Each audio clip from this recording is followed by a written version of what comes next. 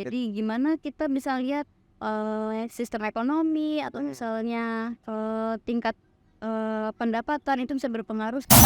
Dengan saya hanya kuliah di FKM, saya tidak mendapat pengertian yang saya mau. Oh Saya gitu. mendapat ilham bahwa kalau saya belajar politik, saya akan lebih memahami lebih luas lagi. Ya, Itu menjadi penting dari si calon, tapi Oke. dari si voters, elektabilitas itu menurut saya nggak penting. Oh, sementara kalau hanya sekedar keterpilihan karena dia populer gitu ya.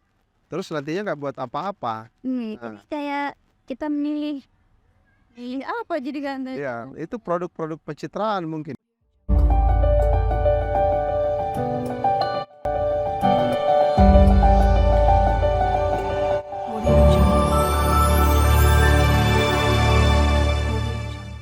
Halo Transdata Lovers, kita ketemu lagi di Transdata Live.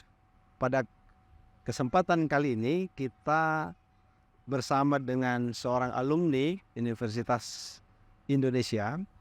Pada kesempatan kali ini kita juga mengambil video podcast dengan latar belakang Balairung Universitas Indonesia. Di sini biasa Obama pidato, Sri Mulyani dan tokoh-tokoh politik besar di Indonesia. Tahun ini dikatakan tahun-tahun politik ya, menjelang 2024, maka hampir semua kalangan populer dengan istilah-istilah politik. Salah satunya adalah elektabilitas. Nah, pemirsa, elektabilitas ini menjadi indikator kunci baik partai, kandidat ya, untuk menentukan apakah mereka bisa maju, menetapkan diri, memantapkan hati untuk maju sebagai kandidat legislatif ataupun nantinya eksekutif berdasarkan elektabilitas itu. Elektabilitas adalah tingkat keterpilihan ya voters terhadap kandidat itu.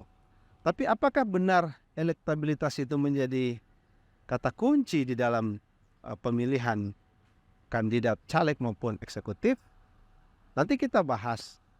Kali ini saya kedatangan atau bersama dengan seorang alumni. Kebetulan beliau ini adalah alumni dari Fakultas Ilmu Politik ya, ilmu sosial dan ilmu politik dari UI gitu ya.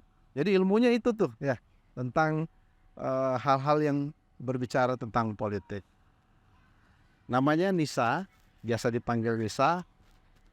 Gelarnya panjang, nanti kita lihat di caption di di podcast kita kali ini. Nisa, saya mau nanya nih, kabar Anda hari ini gimana? Mantap ya. Kenapa malu-malu? Ayo saya mau ngajak ngobrol dulu lah.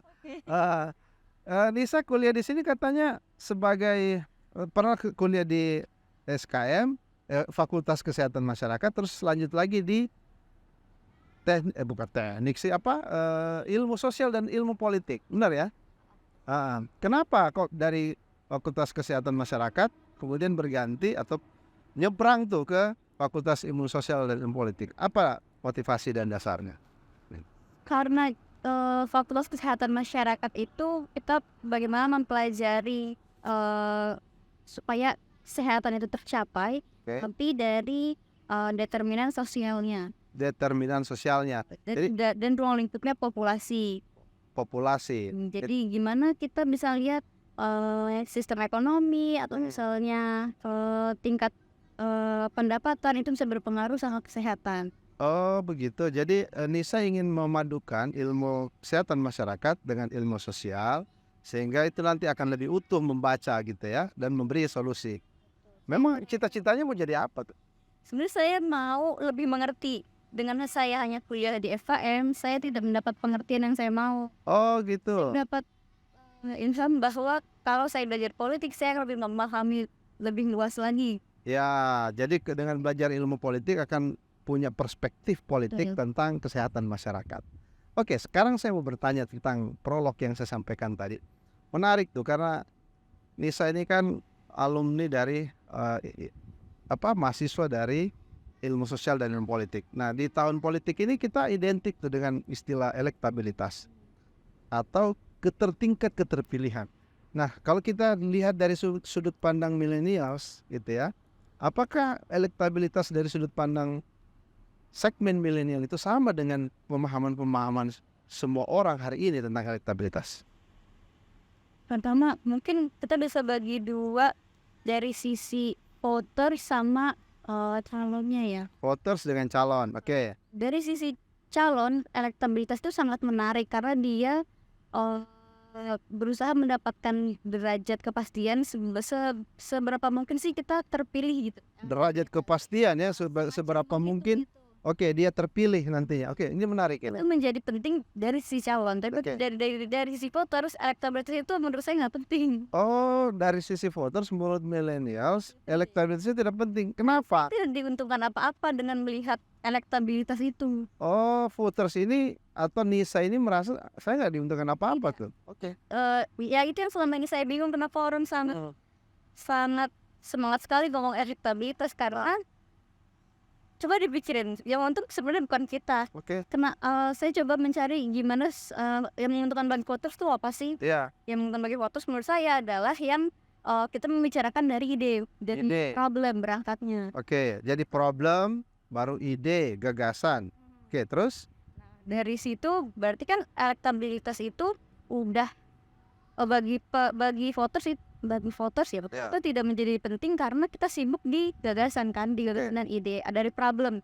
Misalnya kita situasi Indonesia nih yang lagi genting tuh apa sih, yang strategis itu apa sih, ketika kita sudah bisa merumuskan itu bareng-bareng, baru kita berangkat ke tokoh atau aktornya. Ya. Partai apa sih yang mendukung ya. Oke. Jadi mau mempertemukan sebetulnya ini ada problem tuh.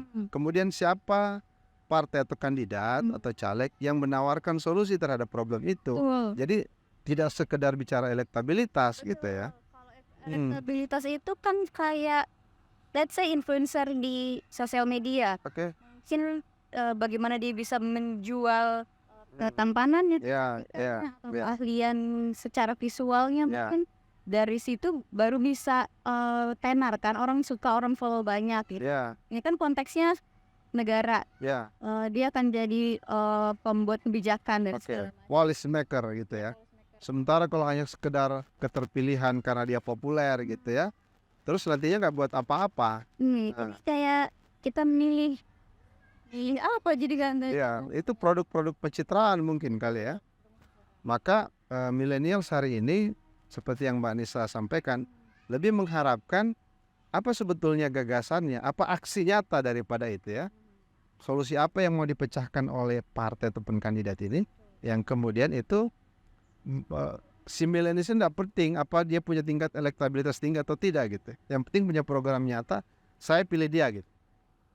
Atau gimana? Itu betul, tapi saya tidak menafikan bahwa pada satu tahap elektabilitas itu penting juga. Oh ya. Mungkin yang bisa memahami gagasan atau ide itu berapa persen dari masyarakat Indonesia lah, yang misalnya berkuliah atau yang memang terpapar berita terus. Ya. Mungkin lebih dari separuhnya tidak sekolah atau tidak mengerti apa isu yang penting. Dan di situ baru elektabilitas bisa jadi berperan kalau dari si voter ya. Kita tahu masalahnya apa, kita ngebantu partai-partai atau misalnya isu ini dibunyikan supaya yang tidak tahu atau tidak terpapar itu memilih yang seenggaknya sudah fokus sama isu atau sama masalah. Oh iya. Mengangkat orang-orang yang ibaratnya kita seperti membantu menyaring. Jadi jangan yang ece-ece yang populer gitu. Ya, jadi jangan ece-ece yang populer gitu ya. Karena gimana pun pemilu itu kan demokrasi berdasarkan banyaknya. Kuantitas lah. Jadi berapa banyak yang memilih itu di negara ini gimana pun itu yang memang dihitung gitu.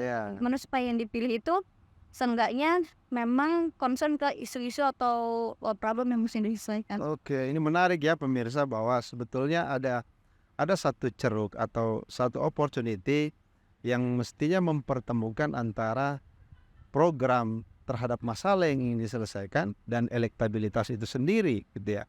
Bisa saja program itu bisa meningkatkan elektabilitas gitu ya.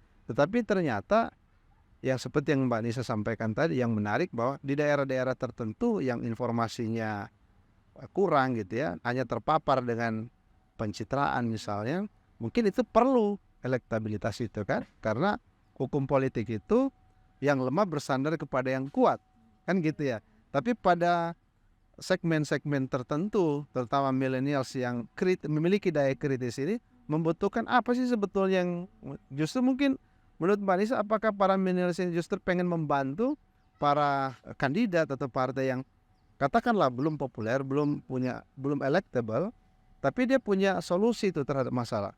Apa peran millennials itu untuk menggaungkan itu, membunyikan hal itu? Tentu aja saya tidak mewakili milenial ya. Oke. Mungkin sudut pandang aja saya Ya. sebagai kebetulan milenial. Mungkin lebih ke ini. Sebenarnya milenial itu pingin berkontribusi. Pengen berkontribusi. Pingin. Jadi kita mulai aware apa masalahnya. Kita mulai aware kalau masalahnya nggak selesai-selesai. Ya. Sampai kapan mau seperti ini. Ya. Kita pengen berkontribusi tapi bingung dari mana. Ya. Biasanya teman-teman yang udah lebih ngerti itu suka mengajak teman-teman yang milenial yang belum tahu nih mau ngapain. Nah, Ya. mereka itu yang suka bikin gerakan-gerakan. Oke. Nah, gerakan-gerakan itu macam-macam sih. Tapi mungkin dari yang terdekat ini karena buat pemilu, mungkin ada gerakan yang namanya itu. Jadi dia buat website Ya. informasi mengenai pemilu. Ya. Di situ dia menuliskan program strategis atau isu yang ada sekarang. Ya. Dia disilangkan dengan parpol-parpol itu. Oh, ya. Supaya kita fokusnya sekarang ke pemilu dulu soalnya ya. Ya. Fokus ke pemilu dulu. Gimana kita ngelihat, kalau kita milih orang coba lihat partainya. Oke. Karena di Indonesia mau sekeren apapun orangnya, Ya. kita berangkat dari partai. Berarti Ya. fokus kita mestinya ke partai Platform partai.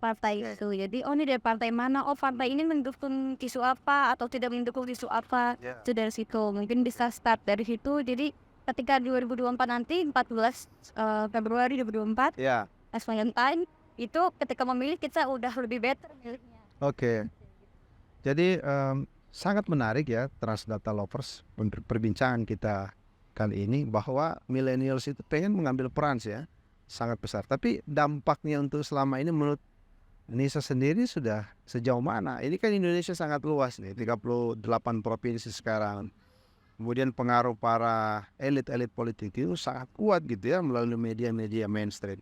Kira-kira media itu berapa persen kontribusinya untuk kemudian bukan juga merubah opini ya, tapi coba memberi kontribusi nyata bahwa inilah alternatif yang bisa dilakukan oleh voters tadi di dalam hal menemukan atau mencari partai ataupun kandidat yang paling sesuai untuk dimenangkan quote and quote di 2024.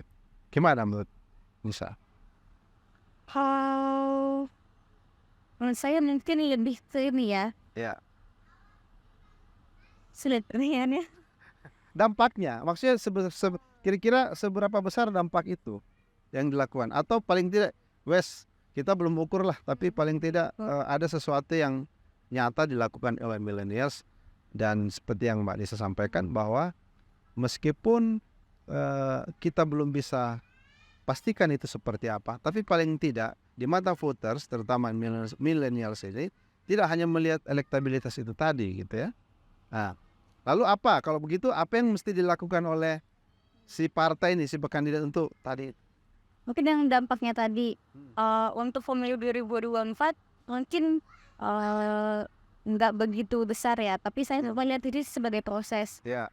Dari sini kita startnya mulai fokus ke isu, mungkin pemilu selanjutnya 5 tahun lagi kita udah lebih matang. Kita milih. Saya yakin banyak milenial yang galau sekarang masih nggak tahu milih siapa. Mungkin kita start gerakan-gerakan seperti ini sekarang berefeknya di 2029. Oke. Tapi progres sedikit kan tetap progres ya. Oke. Insya Allah. Terus kalau misalnya PH dilakukan partai, Ya. mulai realize kalau pemilu sekarang itu lebih dari 50% itu milenial. 50%, lebih 50% ya. Senian, tanya lagi Pak, tapi itu komposisinya. Oke. Dan banyak milenial yang mulai menggeser fokus tuh tidak di tokoh lagi. Tokoh penting, tapi banyak yang mulai realize kalau isu yang mesti ditekan. Isu, platform, Isu, gagasan. betul, gagasan. Jadi kita tidak kita mesti kapok sama yang sudah terjadi Oke, ya mesti kapok ya, mesti kapok dong. Oke, supaya ada pembelajaran juga buat mereka gitu. Baik. supaya lebih lebih semuanya pasti ingin berkontribusi supaya jadi lebih baik kan. Negara ini bisa jadi lebih baik. Pertanyaan saya terakhir nih, apa harapan Anda, harapan Nisa terhadap generasi muda Indonesia terhadap pemilu 2024 ini? Oke, harapan pemuda, generasi muda Indonesia dari Sabang sampai Merauke. Mulai kenali caleg-calegnya karena itu yang paling dekat. Mungkin kalau level presiden oke mungkin jauh gitu kenal, tapi kalau dari caleg kita bisa kan terdekat dengan kita ya, dia mewakili daerah legislatif kita kan. Ya. Mulai kenali itu, cari tahu biodatanya, kiprahnya, idenya, gagasannya apa. Jangan pilih karena gantengnya, cantiknya, atau berapa banyak uang yang dibagi. Kapasitasnya gitu ya. Kan ada popularitas, ada elektabilitas, ada isitas. Kayak gitu ya. Baik, terima kasih Mbak Nisa atas waktunya, atas diskusi dan bincang-bincang kita. Semoga konten kita hari ini menginspirasi para millennials, para generasi muda di dalam menentukan pilihannya, dalam berkontribusi terhadap pemilu 2024 dan menyiapkan diri untuk pemilu 2029. Assalamualaikum warahmatullahi wabarakatuh.